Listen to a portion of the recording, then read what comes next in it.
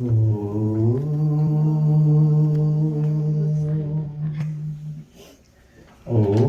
भद्रं कर्णेभिः शृणुयामदेव भद्रं पश्येमाक्षिभिर्यजत्रा स्थिरैरङ्गैस्तुष्टुवांसस्तुनोभिः द्वेषमेद्देवहितं यदायुः.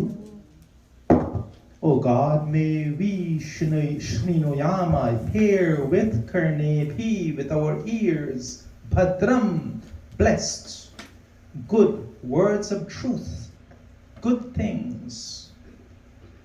May we Pashyema see with Akshabhi only that which is auspicious. May we attain Yajatra, association with good people. May we enjoy a life that is beneficial to us, ourselves, and others. May we, O God, and the mantra end with Yadayuhu. Yat Ahu, our entire lives. My dear brothers, my sisters, beautiful children of God, Namaste, my fellow souls.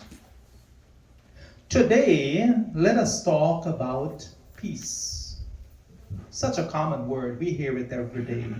And I'd like to, Behen Maya, possibly one of the things we could do is, after Pravachan, have maybe a couple of minutes of questions and answers, because people may have questions, something we can think about. You know, just a suggestion. Sure. So let us talk about peace. That same peace which we pray for every single Sunday. In Sandhya, in our Agnihotra, we pray for peace. We sing bhajans. We chant mantras. We beg God for peace. If we have Shanti, the Shiva Sankalpa mantra, today we chanted Yachagrato Dura Mudaiti Daivam Tadu Supatasya Tatayavaiti Durangamam Jyoti Shama Jyotirekam Tanme Manaha Shiva Sankalpamastu. We pray to this divine God, O God. We acknowledge our weakness. Help us, O God, to get good thoughts, noble resolve and aspirations in our lives. Then we have the mantras of the Shanti Karanam, which we chanted today, and we ask God again for peace from nature, from water, from earth, from sun, from all of the creations. Oh God, bring peace into my life. But you see, when we think about peace in a rational, fact-based manner, then we realize that we cannot find peace. Peace is not something we can achieve. Sounds strange, I'll explain. Peace is not something which can be given to you. And yes, it is not something God can grant you. And I'll tell you why. When we talk about it, we talk and we pray, how can we indeed experience this elusive peace in our lives? If we cannot win peace, if we cannot be given peace, if God cannot grant us this peace, then it begs the question, why do we sing songs for peace and pray for peace? This mantra from Shanti Karanam we chant earlier, Shanna Surya Ura Chakshau Detu Shannas Chatasra Pradisho Bhavantu Shanna Parvata Dhruvayo Bhavantu Shanna Sindhava Shamusantu Apa. We pray, may the sun rise for our peace. May the universe as big, that eye that sees far and wide, rise in peace for us in our lives. And may each of the 4 different directions point the way for our peace. May the mountains and the rivers and the waters bring us peace. So, at first, what we have to ask, What is this peace for which we yearn? What is this peace? Here is a very simple definition, and I'm sure all of you will get it. I want you to remember this. It's very important. Once we understand this, then it kind of helps to bring everything that we do into perspective. Peace is what you are left with when you remove the things that are not peaceful in your lives. Let us be clear about this. When you succeed in removing the unpeaceful thoughts from your mind and detach yourself from the unpeaceful things in your life, peace is what remains. You see, God has already granted each one of us peace. We have piled on top of the peace all kind of not peaceful things. We are inherently blissful and peaceful. You do not have to go search for peace anywhere. This is what Adi Shankaracharya means. When in the Nirvana Shatkam, he says, Chitananda Rupam Shivoham Shivoham. I am that ever pure blissful consciousness. I am Shivo Aham. Of course, it all starts in your mind. Remember this thing we say almost every time you hear me say, you hear a pravachan from me. Auntie Sham, you can say it with me. I know you know it well. If you want to change what happens in your life, you must change the things you do. And to change the things you do, you must change how you think. Remember that? Okay, now let's put a little twist into that. If you want peace in your life, you must be peaceful in the things you say and do. And to be peaceful with the things you say and do, you must be peaceful in the way you think. Again, it all begins with thought. It begins in mind. But we pray to God for peace. We ask God to grant us with peace. Like it is something that He hands over to you, and then you become peaceful and your life changes. But we know that is not so. That is simply not true. What we must do is ask God to help us to remove the things which does not bring peace, so that only peace remains. That's what we must ask God. Help us to remove the not peaceful things in our lives. Then peace remains. Why? Again, because peace is left when you take away all the confusion and not peaceful things. When we pray, we're asking God to give us the courage and the strength and the motivation, the patience to remove the not peaceful things from your existence. So let's visit some of these things. What are these not so peaceful things in your mind? Imagine that you're sitting down in your living room and you're examining the thoughts going through your mind at this moment. Your son had an argument with you. Your daughter and her family has not visited you in a long time, and you're fretting over that. The tenant upstairs did not pay his rent in a while, and that you can't sleep. You had an argument with your neighbor about the squash vine creeping over his yard to your yard and making a mess in your yard. You're worried about holding on to the parking space in front of your house for your car. You're thinking about that person at work who you think does not like you, and he's sleeping peacefully in his bed while you can't sleep in yours. And money, oh money. Money is never enough. We worry about money. You have enough to live on, but of course, you want more. There is never enough. That person too in Mandir that is so annoying and you cannot bear to see, so you don't go to Mandir. That too don't bring you peace. And of course, that ongoing health issue that many of us are dealing with. All of these not peaceful thoughts which are fighting with each other in your mind for space, for your attention. Because of them, you cannot find peace. You try to lose yourself in the fantasy world of the television or, all day in the phone, texting and chatting and Facebook. You try to lose yourself in that. But when you're done, all those unpeaceful thoughts are still waiting for you when you lay yourself down trying to sleep.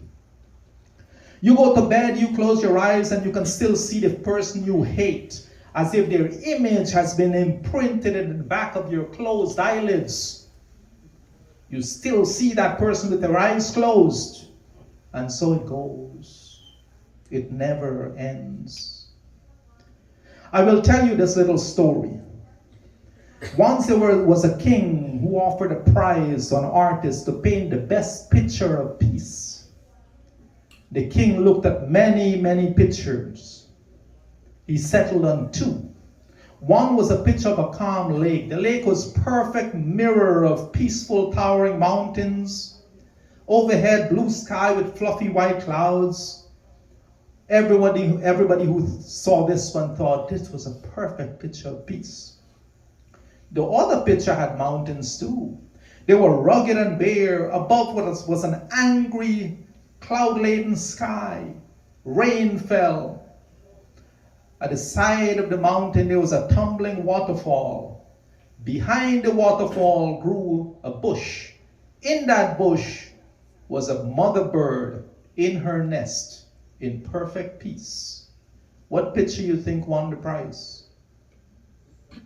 The second picture, you know why? Because the king explained, peace does not mean to be in a place where there's no noise and trouble and hard work. Peace means to be in the middle of all of these things, but still be calm and peaceful in your own heart. That is peace. When you can go out in the street and you can go out into the confusion of the world and you can see all the confusion around you, but your mind is still peaceful. That is peace. My fellow souls, this world may never find peace. The social system we have may never accomplish peace between society and nations. It seems that they will always be fighting and killing because we do not live by the same set of moral rules and value system. But just like the lotus flower grows beautiful in all its splendor out of mud, something you hear about a lot, we can find peace in the turmoil and the confusion of this world. Bhagavad Gita, Sri Krishna says, Advasta sarva bhutanam maitra karuna evacha nirmamaha nirahankara sama dukha sukha shami santushta satatam yogi yat atma dridha nischaya mai arpita mana buddhi yat yamat bhakta sa me priyaha. And in these two verses he says, the devotee who is not envious and hate no one else, who is friendly and compassionate and kind, karuna, to all living entities, not just people, but all other animals, who is free from attachment, meaning that he's not attached and fretting over the things of this world. The person who is free from ego. And let me explain that a little bit. When we say we don't want to get rid of the ego is what you identify with. What we want to do is control the ego, not to be a slave to the ego. The person to whom dukkha, distress, sukha, happiness, and all of this, shami, forgiving, who is forgiving in his life and the way he thinks, that person is very dear to the divine. So look at how we change these examples I gave you. Let's take a look at those examples. How about you come to terms with the fact that you have just enough money to live on comfortable, to live within your means. And maybe understand that your children will make their own, they will create their own lives. Too many times we're consumed about what we can leave for our own children, and we kill ourselves and we fret and we do not find our own peace because of that. And we live our lives in misery. And believe me, I have seen how much of the time that approach is not appreciated by the children. How about if we agree that yes, that squash vine coming over your neighbor's yard into your yard is not worth the aggravation. When it gets cold in a month, it's gone anyway. How about if you agree that yes, your son must live his own life the way he wants to live his life, and that you as a parent has done your part and must let him go, that you cannot live his life for him. And then maybe you agree the same way with your daughter and her family. It's okay for them to live their life the way they want to live their life. It is their life. If they're too busy to visit you, that's okay. When they get older, they'll be forced to learn the eventual lesson in life. They'll go through the same things. How about you making amends with that person in Mahadeo who is so annoying by practicing love and patience and forgiveness that we teach in Mahadeo every Sunday? Practice that. And maybe we begin to accept that the ongoing health issue that you're currently dealing with, my dear mothers and fathers, and you thank God and you say, God, I thank you so much for giving me an opportunity for working out some of my karmas.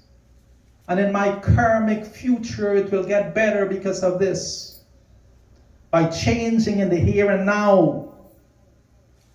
And then finally, how about you decide that none of these things are really worth more than your own peace of mind? And what happens then? This is what happens. You will find that you will breathe easier. Your blood pressure will not always be high, and because of that, you will not be dependent on all the medications you take. You will get a better night's sleep because now you're not stressing over those things you shouldn't have stressed on in the first place. You will smile more because you are having less stress in your life. And because now you're calm in your own mind, getting along with that annoying person at work is easier. Because you have changed, not because that person have changed, but you have changed. And it reminds me of what my mother, Pandita Rajkumari Mahadeo, used to tell us as children. We used to call her Mama. Mama used to tell us, son, money will never be enough, work will never be done, and time waits on no one. Make do with what you have, live on the righteous path, and don't wait to enjoy life. You have heard me say very often, we must control that which is within our control and leave the rest in the hands of God. Let us start with these things that we have within our control and take control of them. I will ask you this question. Don't you monitor and determine who comes into your house? You don't let everybody in.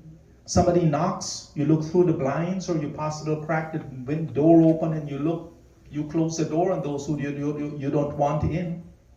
So same question. What and who do you let into your mind's room? Shouldn't you control that? Isn't that more important than who you let into your house? This mind's room? Who controls that? Who should control that? You, right? So let us begin to take that control today. It is your mind. You will decide what you want to think about, what you want to keep in your mind, and what you should remove from your mind, and you no longer want in your mind. I know it's not as simple as it sounds, but we must focus on the things we have control over. And here's the truth. The statement you hear very often, and please, my fellow souls, take this seriously. If you take nothing else, take this. The statement you hear very often that God helps those who help themselves is very true. There is not one of his children who did not receive the power of choice to control or not. But there are many of us who choose to reject this control by not using it. So let's dig just a tiny bit. We're almost close to the end. Let's take that statement. He helps those who helps themselves. Let's dig it a little deeper. What does it mean? When you go a little bit deeper, this is what it means. You take control over the things you have control over. You do those things and you do them to the best of your ability. And then God will come and take care of all the things that are out of your control. So you do the things that are within your control, and then God comes and helps with the things that are out of your control. And that's how God helps. So let us not think of this peace as something that we get from someone else. Your peace is not in the hands of your husband or your wife. Your peace is not in the hands of your sons and daughters. They cannot bring you peace. Your co-workers cannot give you peace. And if your boss gives you more money, it will not bring you peace. We know that money does not equate to peace. There's only one person that can bring peace to you, and that is you. And the only way to do that is to remove the unpeaceful things, the not peaceful things from yourself, from your life, from your mind. This, my fellow souls, is the only way we can get peace in our lives. Today I ask each one of you present here or listening to this, when you leave, when you get up and go about living your life, I pray that you do so with a different approach. I pray that you actively choose what you need to eliminate from your mind and your life. Remove those from your mind. Stop thinking about them. Stop doing those things that does not contribute to your own peace. And I pray that after you do so, that you find that only peace remains in your life. I pray that you find your peace of being, peace of heart, peace in your words, peace in your thoughts, peace in your actions, and that your mind and your life is filled with peace. Om Purnamadaha Purnamidam Purnat Purnamudachyate Purnasya Purnamadaya Purnamevavashishyate. All is complete, all is perfect. Om Shanti, Shanti, Shanti Om. With love and humility in my heart, I say namaste to each and every